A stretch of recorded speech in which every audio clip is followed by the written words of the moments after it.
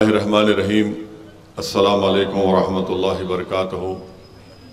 मोअज़्ज़िज़ हाज़रीन कराम, बुज़ुर्गान क़ौम और मिल्लत, मेरी इज़्ज़तदार माँ और बहनों, ग़यूर नौजवान साथियों, पसे पर्दा बैठ कर सुनने वाली मेरी इज़्ज़तदार माँ और बहनों, शे नशीन पर तशरीफ़ फरमा मजलिस इत्तेहादुल मुस्लिमीन के शरीक मोतमद व साबिक़ा रुकन असम्बली अहमद पाशा क़ादरी साहब, जनाब जाफ़र हुसैन मेराज साहब रुकन असम्बली याक़ूतपुरा, जनाब यासिर अरफात साहब, मजलिस इत्तेहादुल मुस्लिमीन के तमाम अरकान बल्दिया, सदर मुतमदीन, अज़ीज़ान मिल्लत, मेरी आप तमाम से गुजारिश है कि 13 मई के दिन जो पार्लिमानी इलेक्शन के इंतख़ाबात की राय दही का दिन है, इसमें मेरी आप तमाम से गुजारिश है कि अपने एक वोट का इस्तेमाल करिए, क्योंकि आपको मौका मिलता है पार्लियामेंट के इलेक्शन में 5 साल में एक मरतबा,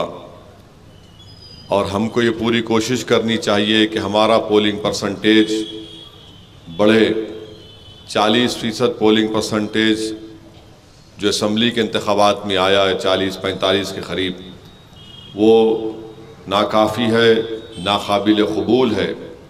तो इसलिए मेरी तमाम अहलियाने और राय दहिंदगान याक़ूतपुरा से ये गुजारिश है, बल्कि हैदराबाद पार्लिमानी हल्क़े के तमाम राय दहिंदगान से मेरी गुजारिश है कि आप अपने वोट का इस्तेमाल करके मुल्क की जमहूरियत को मजबूत करिए। और मजलिस इत्तेहादुल मुस्लिमीन ने मुझे चौथी मरतबा हैदराबाद के पार्लिमानी हल्क़े से अपना उम्मीदवार बनाया है। ये मेरी खुशकिस्मती है कि मुझे चौथी मरतबा ये मौका मिला इस अजीम शहर की आवाम की खिदमत करने का। मेरे अज़ीज़ दोस्तों और बुज़ुर्गों, मजलिस इत्तेहादुल मुस्लिमीन ने 26 साल की जद्दोजहद के बाद हैदराबाद की पार्लिमानी सीट पर कामयाबी हासिल की। ये ऐसा नहीं था कि एक इलेक्शन हार कर मजलिस ने कामयाबी हासिल कर ली, बल्कि 26 साल हमारे बुज़ुर्गों को इस हैदराबाद की पार्लियामेंट की सीट पर कामयाबी हासिल करने के लिए कोशिश करनी पड़ी। मरहूम फ़ख्र मिल्लत अलैहिर्रहमा हैदराबाद का पार्लियामेंट का इलेक्शन लड़े, सालार लड़े, मजलिस के मुख्तलिफ उस वक्त के ज़िम्मेदारान लड़े, और आखिरकार 1984 में अल्लाह सुब्हानहू व तआला ने हमारे बुज़ुर्गों की मेहनत, जुस्तजू और काविशों को कबूल किया और मजलिस इत्तेहादुल मुस्लिमीन का रुकन पार्लिमान मुंतखब हुआ। आज आप देखते हैं कि हिंदुस्तान की पार्लियामेंट में कितने मुस्लिम एमपीज़ हैं, तो आपको हैरत होगी जानकर कि इस मुल्क में 14% आबादी मुस्लिम अक़लियतों की है, और भारत की पार्लियामेंट में सिर्फ 4.5 या 5% के करीब अरकान पार्लिमान कामयाब होकर आते हैं, और वो भी उन पार्लिमानी हल्क़ों से उनको कामयाबी मिलती जहाँ पर दलित और मुस्लिम अक़लियत वोटर लिस्ट में करीब 30 से 35% होते हैं। तो इसलिए बहुत ज़रूरी है कि हम सब मिलकर अपने एक वोट का इस्तेमाल करें, और ये बात आपके दिलों में बिठा लीजिए कि अगर आप ये समझ रहे हैं कि नहीं मजलिस का उम्मीदवार ही जीत जाएगा, मुझे वोट डालने से क्या मतलब है। मेरे अज़ीज़ दोस्तों और बुज़ुर्गों, वोट एक अमानत है, और इस अमानत को आपको इस्तेमाल करना है।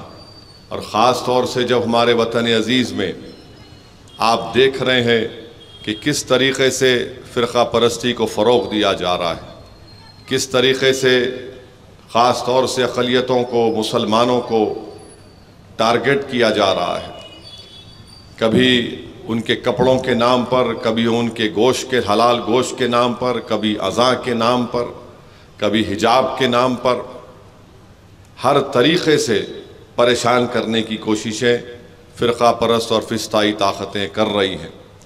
आप ये भी देखते हैं कि किस तरीक़े से 10 साल में जो नरेंद्र मोदी की हुकूमत को मिले, उन्होंने किस तरीक़े से क़ानून को बनाया, ट्रिपल तलाक़ का क़ानून बनाया, ये कहकर कि मुस्लिम ख़वातीन को इससे फ़ायदा होगा। बल्कि मैंने उस वक्त भी कहा और आज भी कह रहा हूँ, ट्रिपल तलाक़ का क़ानून मुस्लिम ख़वातीन के लिए एक मुसीबत का बाइस बन चुका है। फिर आप देखते हैं कि शहरियत का क़ानून, सिटीज़न अमेंडमेंट एक्ट बनाया गया।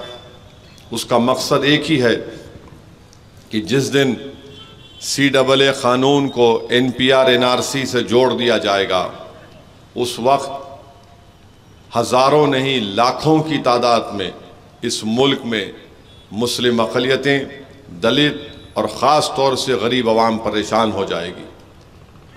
ये क़ानून पास हुआ पार्लियामेंट में, मजलिस इत्तेहादुल मुस्लिमीन ने उस क़ानून की कॉपी को फाड़ दिया और हमने मुखालिफत की और ये कहा ये क़ानून जो मोदी बनाने जा रहे हैं ये हमारे आइन के ख़िलाफ़ है। हमारे आइन में राइट टू इक्वालिटी है, मसावात का एक बुनियादी हक़ हासिल है, वो उसकी ख़िलाफ़ वर्जी करता है।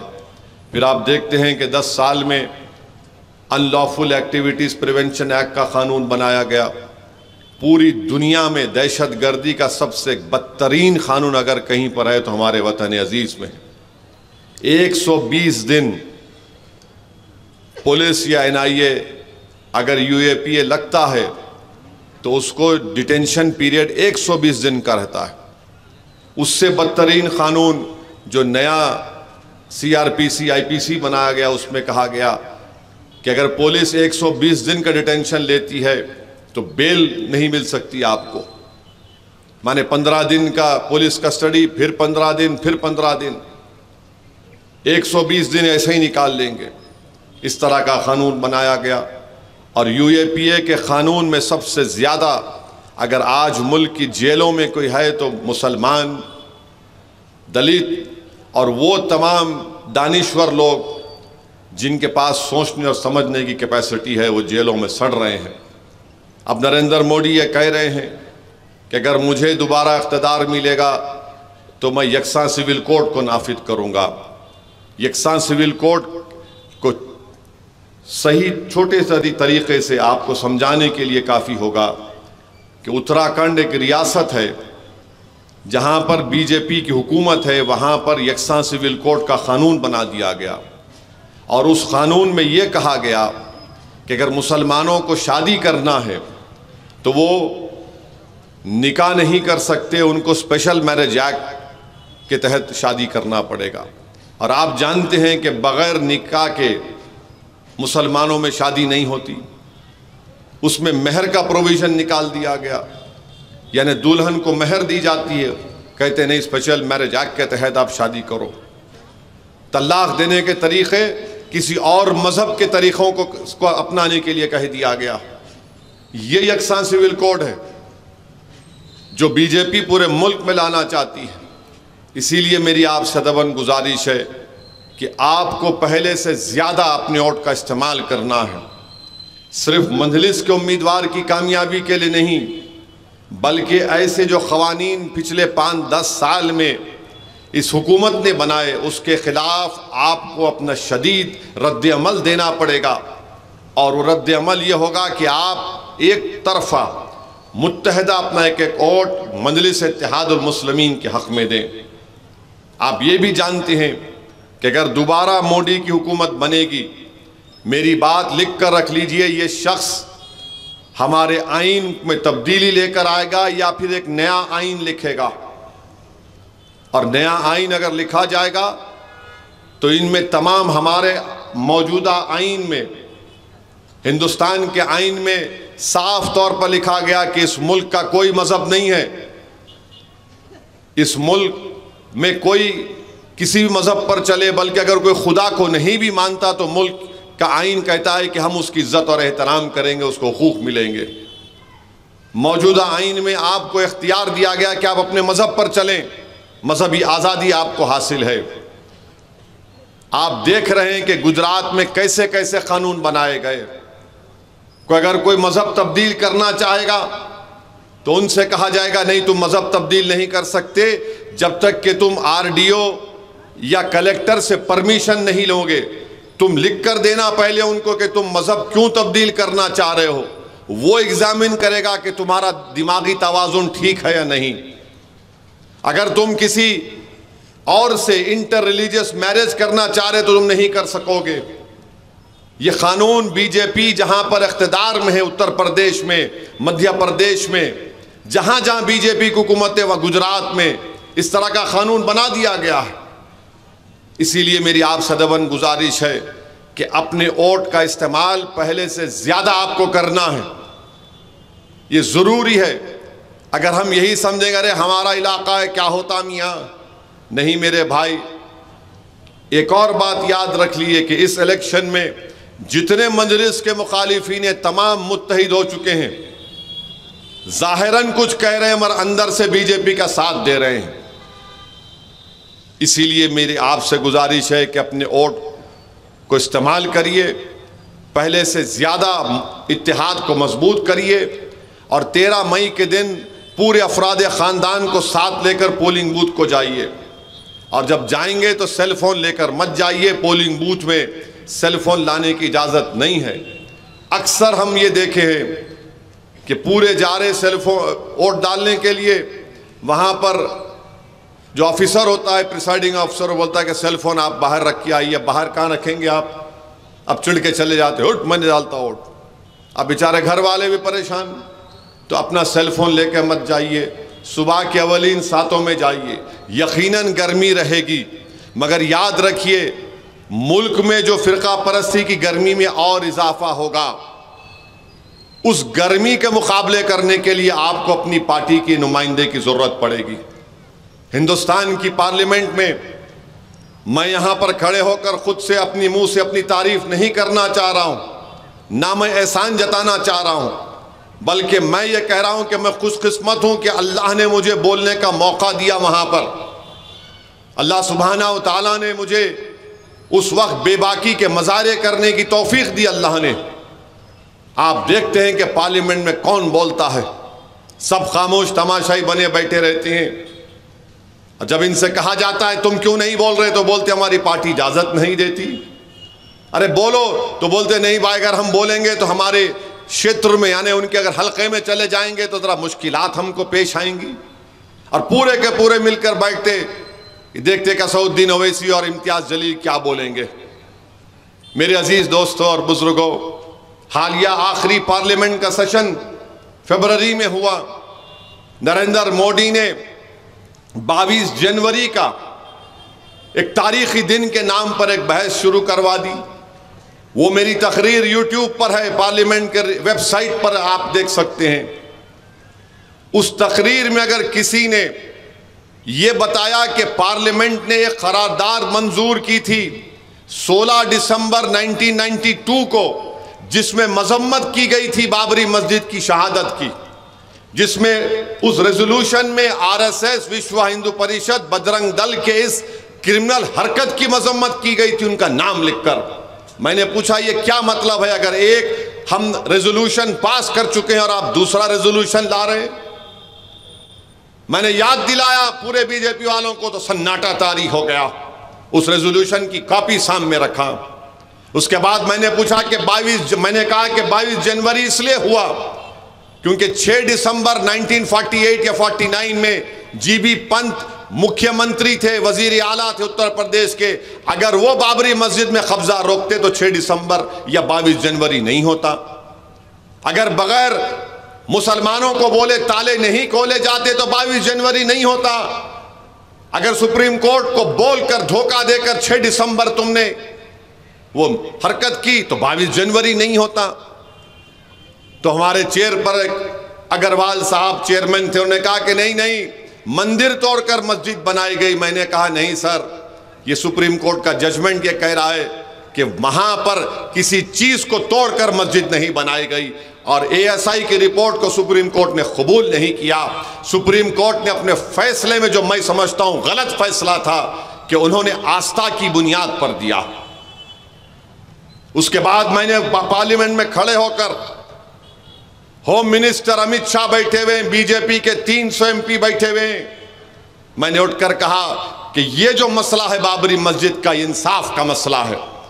और हमारा ये मानना यह है कि जिस जगह पर मस्जिद बन जाती वो तहत-उस-सुरा तक मस्जिद रहती है। तो इसलिए मैंने खड़े होकर कहा कि बाबरी मस्जिद जिंदाबाद, बाबरी मस्जिद जिंदाबाद। जितने लोग थे वो परेशान हो गए कि एक दीवाना है, क्या कह रहा है। पूरे मुल्क में एक चर्चा हो रहा है, यहां पर खड़े होकर कह रहा है। तो कई बड़े बड़े एमपी मुझसे आकर कहे कि असदुद्दीन ओवैसी, तुम्हारी बहादुरी को हम सलाम करते हैं या फिर हम तुम्हारे पागलपन को सलाम करें। मैंने कहा बहादुरी और पागलपन का मसला नहीं है, मसला यह है कि मुझे धोखा दिया गया, मुझे धोखा देकर यह काम किया गया। बल्कि दिल्ली में एक मस्जिद है, सुनेरी बाग की मस्जिद, उसको तोड़ने की कोशिश करे, सुप्रीम कोर्ट हाई कोर्ट गए, स्टे मिल गया क्योंकि दर्जे वक्त थी। मगर जब कभी भी वजीर आजम की गाड़ी जाती है, कॉन्वॉय जाता है, उस वक्त की नमाज उस मस्जिद में नहीं अदा की जाती। ये दिल्ली में हो रहा है, दिल्ली में हो रहा है। ये कोविड के दौरान में मेरे घर के सामने जो एमपी का घर है, मैं 84 से देख रहा हूं, एक छोटी खबर थी वहां पर, कोविड के दौरान में खबर को मिटा दिए। आप बताइए, आपको अंदाजा नहीं है क्या हो रहा है। हम तहज्जुद की नमाजें पढ़ते थे यहां पर रमजान में, वीडियोज आते कि रोड पर जाकर तहज्जुद की नमाज अदा की जा रही है। आपको मालूम, उत्तर प्रदेश में ईद की एक मस्जिद में 4-4 नमाजें होती हैं। रोड पे मत पढ़ो, रोड पे मत पढ़ो, रोड पे मत पढ़ो।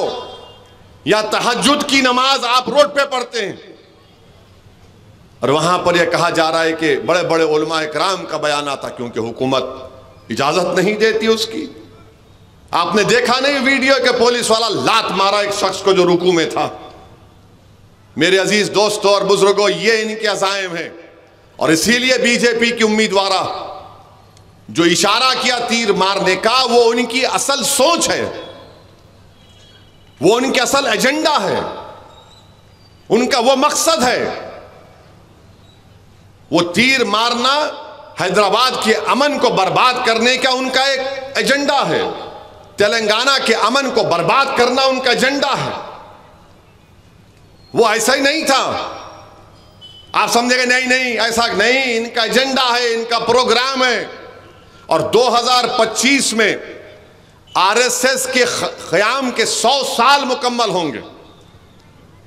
आरएसएस के क़याम के 100 साल मुकम्मल होंगे। 100 साल से लोग ये काम कर रहे हैं। हिंदुत्वा की आइडियोलॉजी सावरकर की पढ़ो आप, क्या कहता है सावरकर, किताब में लिखा हुआ है पुण्य भूमि, क्या क्या उसमें लिखा हुआ है। गोलवालकर की किताब पढ़ो आप, we are nationhood defined. Pandit Deendayal Upadhyay की किताब पढ़ो, इंटेग्रल ह्यूमैनिज्म, क्या क्या चीजें लिखी गई उसमें। इसीलिए मेरी आपसे गुजारिश है कि इस इलेक्शन की अहमियत कुछ और है, इस इलेक्शन की खुसूसियत कुछ और है। और आपको और हमको हैदराबाद से एक बेहतरीन पैगाम देना है, शानदार और ताकतवर पैगाम देना है, जुर्रत के मज़ाहिरे करना है हमको वोट डालने के लिए।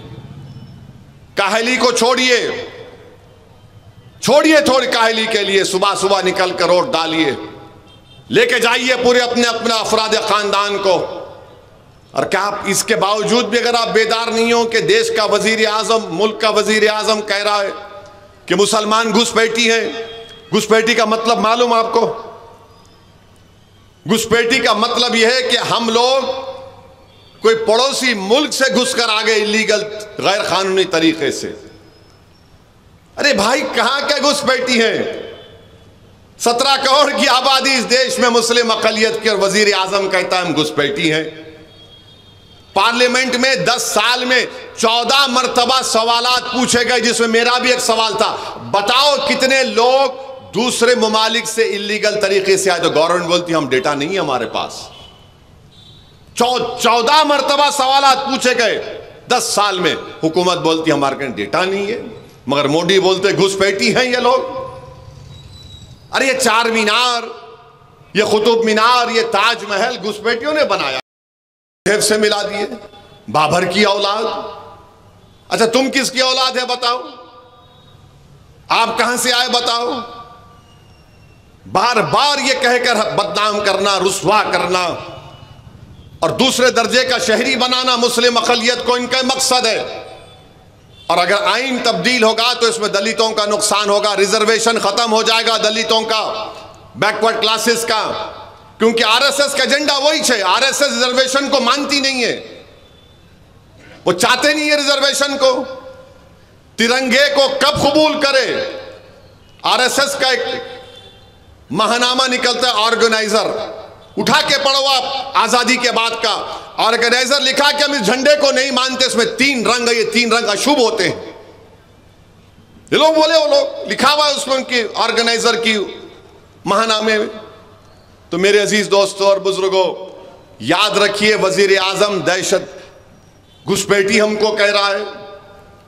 अब फिर ये भी बोल दिए वजीर आजम कि हम जो है, हमारी बहनें मुसलमान जो है बच्चे ज्यादा पैदा करते। ये भी झूठ है। गवर्नमेंट का डेटा बोल रहा है कि जो खवातीन का फर्टिलिटी रेट है, जिसको अंग्रेजी में बोलते हैं TFR, टोटल फर्टिलिटी रेट, गिरा है मुस्लिम खवातीन का। फिर प्रधानमंत्री बोल रहे कि मंगल सूत्र हिंदू औरतों का छीन कर मुसलमानों को दिया जाएगा। अरे इस मुल्क में सबसे गरीब अगर कोई है तो मुसलमान है, दलितों से भी कम है हम, गुर्बत में हमारा नंबर कम है। सबसे ज्यादा बच्चे अगर किसी के स्कूल से ड्रॉप आउट हैं तो मुसलमानों के हैं। ये नरेंद्र मोदी को मालूम, मगर नरेंद्र मोदी बोल रहे हैं कि मंगलसूत्र छीन के। अरे कौन सा हमको आपने दिया है, बताइए क्या किया तुमने? मैं बनारस गया था, जहां से वजीर आजम मोदी की पार्लिमानी हल्का है, वहां पर जलसा करके आया। वहां बुनकरों से मिला जिनको अंसारी कहते हैं। उनसे पूछा, बताओ आपके हैंडलूम है, पावरलूम है, क्या मसला है? बोले साहब आधे तो हमारे बंबई चले गए, बिजली की कीमतें बढ़ती रहती हैं, और बनारस में जो साड़ी बनती है, बनारस की साड़ी यही लोग बनाते हैं, मगर इनका कोई सेट नहीं है, खाली मुलाजिम और मजदूरी करते हैं। वो बुनकरों का अगर कोई इंतकाल हो जाता है तो लाइट का मीटर का नाम चेंज नहीं करती बीजेपी। वहां पे लाइट का मीटर का नाम नहीं चेंज करती। और यहां पर आपका मामला अलग है, दाले बिस्मिल्लाह शुरू हो गए। है ये हकीकत है, मैं कोई सच्चाई को बयान कर रहा हूं। मर गए तो लाइट का मीटर का नाम तब्दील नहीं होता बेटे के नाम पर। इसलिए मैं आपसे अदबन गुजारिश कर रहा हूं कि मेरी इन बातों पर गौर करिए,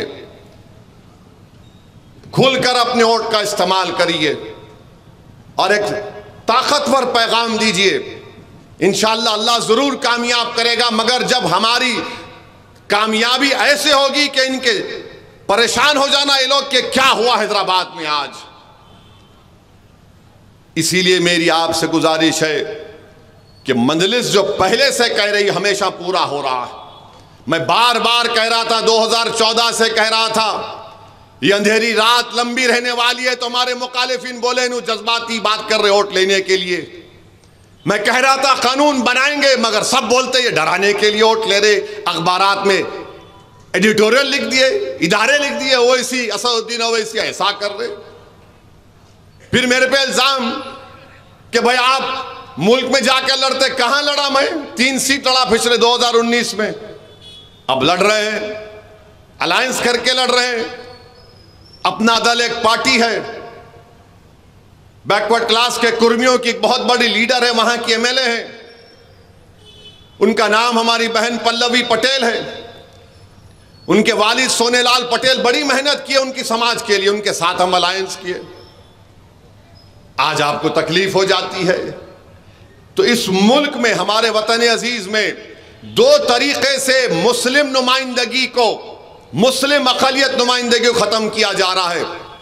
या तो स्लो पॉइजन देकर जिस्मानी मौत, या दूसरा स्लो पॉइजन यह है कि आपकी नुमाइंदगी को ऐवान असेंबली और पार्लियामेंट में खत्म करके रख दिया जाए। तो दोनों तरीके से स्लो पॉइजन दिया जा रहा है। तो मेरी आपसे गुजारिश है कि इन लोगों के चेहरों को पहचानिए जो आज हमारे अतराफ में, हमारे महल्ले जात में ऐसे लोग हैं जो जाहिरन हमारे साथ हैं, ज़बानी हमारे साथ हैं, मगर उनका दिल वो बेच चुके हैं, अपना ज़मीर बेच चुके हैं जालिमों के पास। बताओ, जब आज तुम हमारी सफ़ों में आकर काम कर रहे हो, भटकाने की कोशिश करो, तुम क्या घुसपैठी हो? बताओ तुम घुसपैठी हो या नहीं हो? बताओ, क्या तुमको पसंद है कि किसी हमारे हिंदू बहन का मंगलसूत्र उसके गले से छीनकर तुमको दिया जाए? क्या तुम बच्चे पैदा कर रहे हो? मेरे अजीज दोस्तों और बुजुर्गों, मेरी आपसे गुजारिश है कि ये चीजें आप दें। अब कल एक और तकरीर में वजीर आजम बोल दिए, क्या बोले कि खास उल खास वोट बैंक है, उनके लिए काम कर रहे। देश के वजीर आजम प्रधानमंत्री मोदी, जो आप किसी जमाने में चाय भी बेचे हैं, हम आपसे कह रहे हैं इस मुल्क में कोई वोट बैंक नहीं है। हाँ, एक बैंक है जिससे आपने 6,000 करोड़ का लोन आपके दोस्तों को दिलाया। 6,000 करोड़। और नरेंद्र मोदी बोलते ना मैं खाऊंगा ना खाने दूंगा। 6,000 करोड़ खाजा का लंगर है, बांट रहे सो। 6,000 करोड़ लोन दिए हैं। अब बताइए 6,000 करोड़ किसको बोलते हैं? इलेक्ट्रल बॉन्ड लिए। इलेक्ट्रल बॉन्ड तो क्या है? ये लीगल तरीका है रिश्वत कबूल करने का। 10 करोड़ रुपये गोश्त की कंपनी से लिए। मैं एक गोश्त की दुकान पे गया और मुझे मालूम था ऐसा होने वाला है, क्योंकि सियासत क्या है, सालार के पैरों के पास बैठ के हम सीखे। मैं गया उस गोश्त की दुकान पे और जाकर वो बोला, मैं बीजेपी वाले पकड़ लिए। मैं बोला बहुत अच्छा है, मर 10 करोड़ लिए तो तुम्हारे को जब नहीं दिखा गोश्त, जब बीफ नहीं दिखा तुम्हारे को, जब तुम्हारी तकलीफ नहीं हुई तुम्हारे को, तो मालूम हुआ कि गरीब एक दुकान खोलता है। हमारे कुरैश बिरादरी के लोग हैं, हमारे हिंदू दलितों में कथिक बोलते हैं उनको। दुकान पे क्या कमाते होंगे? घर को ले जाता होगा दिन भर। अगर 10 घंटे दुकान खुला रखा तो 700-800 रुपये, 1,000 रुपये। आप 10 करोड़ उनसे लेंगे और एक गरीब की दुकान है तो बंद करो। आप बताइए क्या होगा इस मुल्क में फिर? आपको मालूम कि उत्तर प्रदेश में तो सब बंद है।